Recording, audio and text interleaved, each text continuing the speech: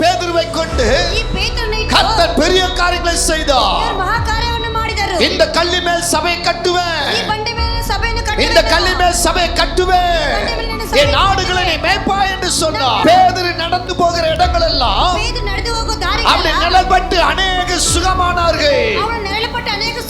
அப்போஸ்தல நடவடிக்கைகளை நீங்க பார்க்கும்போது ஒரே பிரசங்கத்துல 3000 பேர் ரட்சிக்கப்பட்டார், ஒரே பிரசங்கத்துல 5000 பேர் ரட்சிக்கப்பட்டார். இயேசு எப்படி மரித்தவனை உயிரோடு எழுப்பினாரோ